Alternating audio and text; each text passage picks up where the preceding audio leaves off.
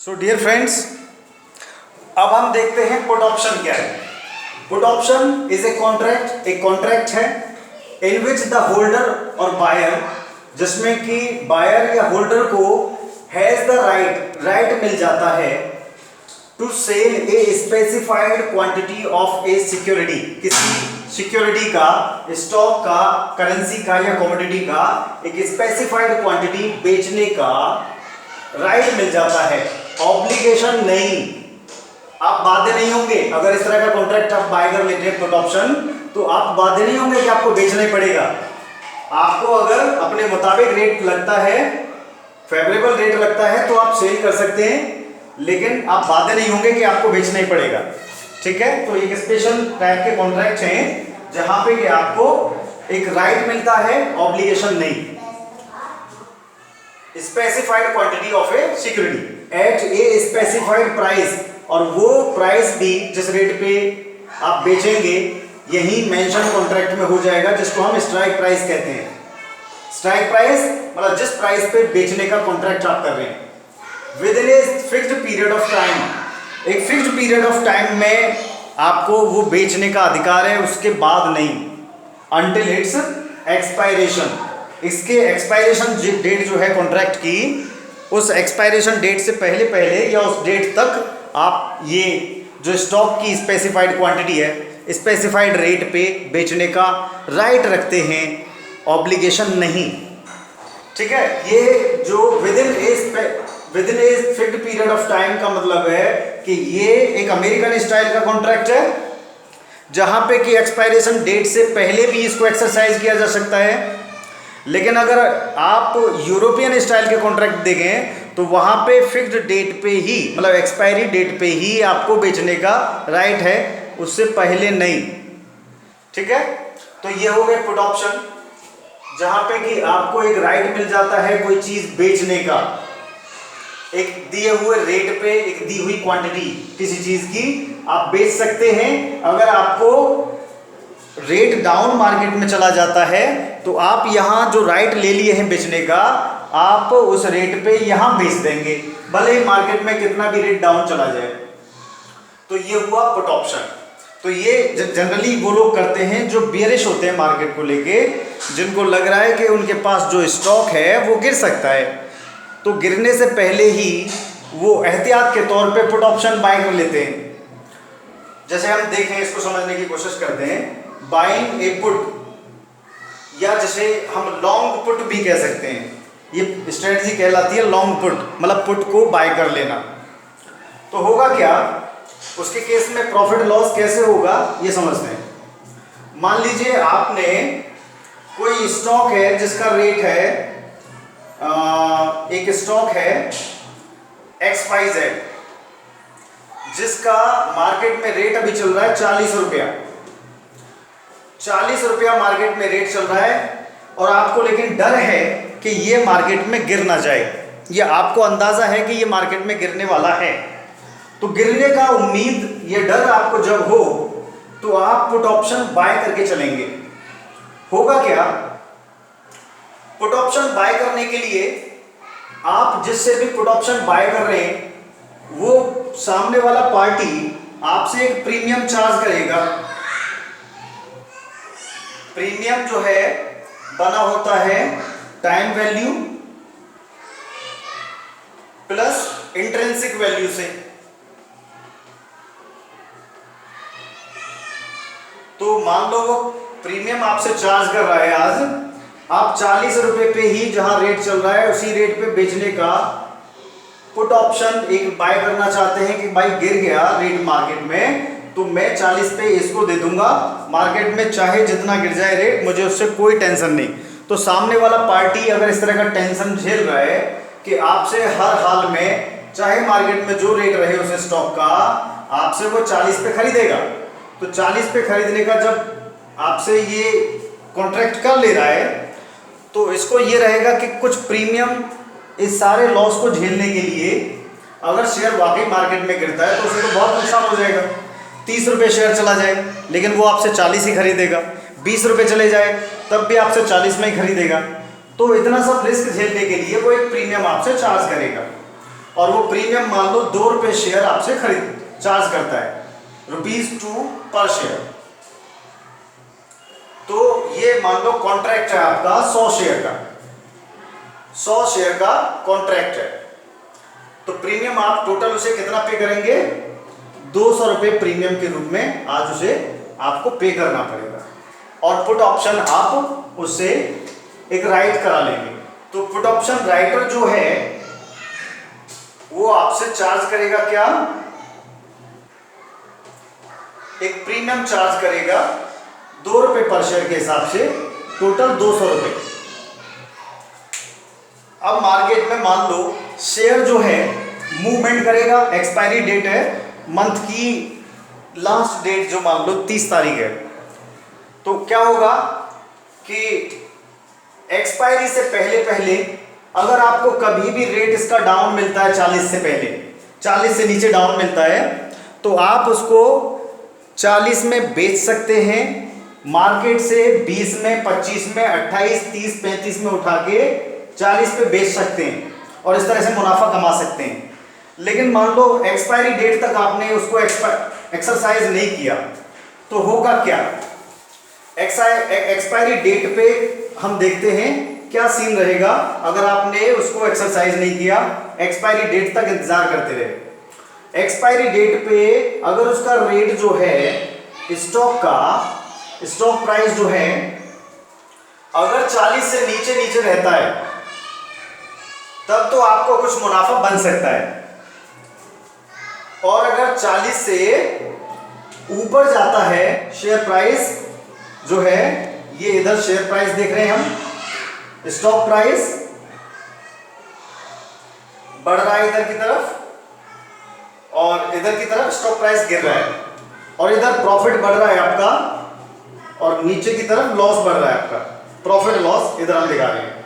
यहां पे 0 है, यहां से ऊपर प्रॉफिट बढ़ता चला जाएगा, यहां से नीचे लॉस होगा, माइनस में होगा, -100, -200 जो भी वैल्यू है। तो होगा क्या, मान लो एक्सपायरी डेट में आपका स्टॉक जो है, स्टॉक प्राइस रहता है, ये प्राइस रहता है, इस प्राइस पे आपको क्या गेन या लॉस होगा, ये प्राइस कहीं आया मान लो आपका 25 है, 20 और 30 के बीच में 25 रुपये है। 25 रुपये पे अगर ये स्टॉक XYZ एक्सपायरी के डेट में होता है, तो 25 रुपये पे अगर है तो होगा क्या कि आपके पास राइट है 40 रुपये में बेचने का उसे, और मार्केट में रेट चल रहा है उसका 25 रुपये, तो आप 100 शेयर 25 रुपये के रेट से खरीदेंगे और 40 रुपये के रेट से उन्हें यहां बेच देंगे जिसके साथ आपने कॉन्ट्रैक्ट कर रखा है। तो कितना मुनाफा हो जाएगा, करीब 15 रुपये पर शेयर का मुनाफा आपको इस तरह से मिल जाएगा, और 100 शेयर पे 1500 रुपये का मुनाफा आपको इसमें हो जाएगा। लेकिन अगर शेयर प्राइस आपका यहीं कहीं मतलब मान लो 38 रुपये पे बंद होता है, ये 38 है, अगर 38 पे एक्सपायरी डेट पे 38 पे ये स्टॉक मार्केट में सेल हो रहा था, मार्केट में इसका रेट था 38, तो क्या होगा, आपका 38 के रेट पे आप मार्केट से खरीदेंगे और इसको 40 रुपए के रेट से बेच देंगे, तो 2 रुपए पर शेयर आपको मुनाफा मिला, 2 रुपए पर शेयर मुनाफा मिला।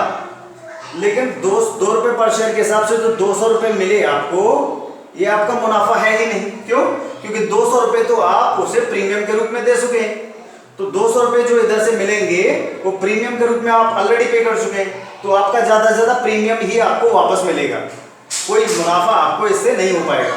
38 से नीचे जितना रेट रहेगा उतना ही आपको मुनाफा मिलेगा, क्योंकि प्रीमियम काटने के बाद। पिछले केस में भी जो हमने 1500 रुपए का मुनाफा मान लिया, वो 1500 का मुनाफा नहीं, आपने मान लो 25 रुपए के रेट पे था और 100 शेयर 25 से खरीदा, 40 पे बेचा, 15 रुपए का मुनाफा जरूर हुआ, लेकिन 2 रुपए पर शेयर तो आप प्रीमियम दे चुके हैं, तो 13 रुपये पर शेयर का मुनाफा हुआ और 100 शेयर पे सिर्फ 1300 रुपये का मुनाफा था। 200 रुपये प्रीमियम के कटेंगे उधर से। ठीक है, अगर सीन कुछ और हो जाए, उल्टा हो जाए, शेयर जो है 40 से ऊपर जाके कहीं बंद हो, मान लो 50 पे 45 पे, तब क्या होगा? तब ये होगा कि मान लो 45 रुपये में बंद होता है, तो आपके पास राइट है 40 रुपये पे बेचने का, कि मार्केट में जो भी रेट रहे आप 40 पे इसको बेच सकते हैं। जो पुट ऑप्शन राइटर है वो आपसे 40 में खरीद लेगा। लेकिन जब 45 में मार्केट से मिल रहा है तो क्या आप 45 रुपये के रेट से मार्केट से खरीद के इसको 40 पे देंगे? नहीं, आप कॉन्ट्रैक्ट को एक्सरसाइज नहीं करेंगे। जैसा कि यहां दिया है कि आपकी ऑब्लिगेशन नहीं है, आप बाध्य नहीं है कि आपको बेचना ही पड़ेगा। आपके पास राइट है कि रेट नीचे रहे तो आप इसे 40 में बेच सकते हैं, लेकिन ऑब्लिगेशन नहीं है। रेट अगर ऊपर रहे तो आप बाध्य नहीं है कि आपको बेचना ही पड़ेगा। तो क्या करेंगे? आप 45 में मार्केट से नहीं खरीदेंगे और ये ऑप्शन एक्सरसाइज नहीं करेंगे। ज्यादा से ज्यादा क्या होगा कि आपने जो 200 रुपये प्रीमियम का पे कर रखा है उसका लॉस आपको हो जाएगा। मतलब कहने का ये है 40 से ऊपर या 40 के पे भी रेट अगर बंद होता है तब भी इस ऑप्शन को आप एक्सरसाइज नहीं करेंगे, जाने देंगे और इस तरह से अपना 200 रुपये का नुकसान कर लेंगे। तो मैक्सिमम नुकसान आपका ध्यान रहे कि सिर्फ 200 रुपये का होगा, चाहे शेयर 50 पे बंद हो या 60 पे बंद हो या 70 पे बंद हो। होगा क्या?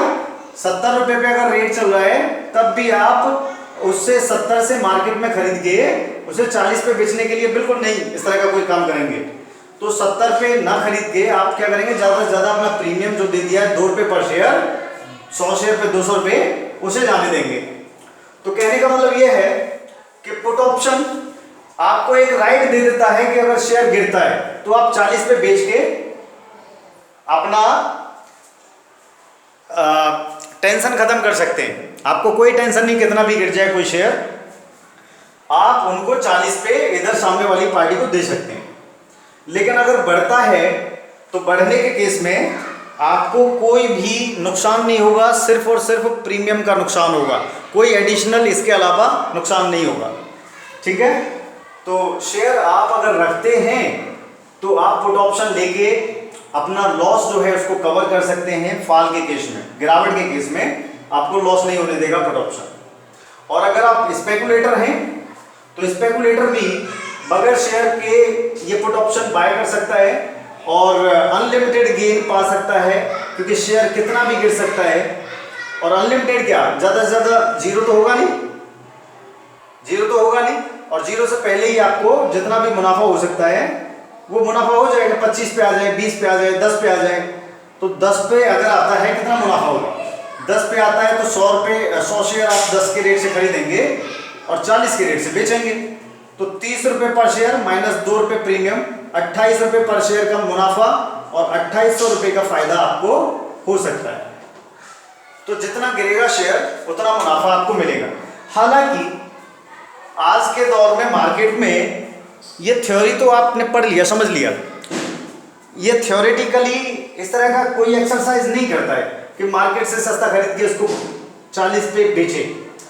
कैश सेटलमेंट ऑप्शंस का होता है और कैश सेटलमेंट का मतलब ये है कि जो प्रीमियम आपने 2 रुपये पर शेयर दिया था प्रीमियम, वो प्रीमियम ही मार्केट में रिजल्ट शो करता है और वो शेयर प्राइस के घटने बढ़ने के साथ साथ घटता बढ़ता रहता है। मान लो शेयर 40 पे चल रहा था, 40 पे आपने पुट ऑप्शन खरीदा 2 रुपए के रेट से। अभी जैसे ही ये 40 से नीचे 38 आएगा, इसमें इंट्रिंसिक वैल्यू, क्योंकि हम जानते हैं प्रीमियम में क्या क्या होता है। प्रीमियम में टाइम वैल्यू, एक तो 1 महीने का टाइम वैल्यू है और इंट्रिंसिक वैल्यू। इंट्रिंसिक वैल्यू का मतलब है कि शेयर जितना भी स्ट्राइक प्राइस से नीचे जाएगा इतनी इंट्रिंसिक वैल्यू बढ़ती चली जाएगी। तो 2 रुपये इंट्रिंसिक वैल्यू के बढ़ जाएंगे क्योंकि 40 पे बेचने का हक है और 38 रेट आ चुका है। तो उसी दिन तुरंत आपको ये प्रीमियम जो है 2 रुपये के बजाय 4 रुपये दिखाई देने लगेगा। अगले दिन मान लो रेट गिर के 25 आ जाता है, तो 25 का अगर मार्केट में रेट होगा तो आपका प्रीमियम क्या शो कर रहा होगा? टाइम वैल्यू मान लो थोड़ी सी घट गई, 1 रुपये 80 पैसे हो गई अगले दिन, और इंट्रिंसिक वैल्यू कितनी बढ़ गई, 15 रुपये। 25 से 40 का अंतर, 40 से 15 रुपये गिर गई, तो 15 रुपये आपकी ये इंट्रिंसिक वैल्यू जुड़ के 16 रुपये 80 पैसे मार्केट में प्रीमियम का दिखा रहा होगा। आप चाहें तो एक्सपायरी तक का वेट करने के बजाय 16 रुपये 80 पैसे के रेट से बेच के अगले दिन निकल सकते हैं, और एक अच्छा खासा मुनाफा ये इंट्रिंसिक वैल्यू के रूप में आपको प्रीमियम में जुड़ के मिल जाएगा। तो 2 रुपये पर शेयर के रेट से कोई चीज़ खरीदी थी और 16 रुपये 80 पैसे के रेट से आप बेच के निकलेंगे, तो 14 रुपये 80 पैसे का 1 पे मुनाफा, और 100 शेयर पे ये आपको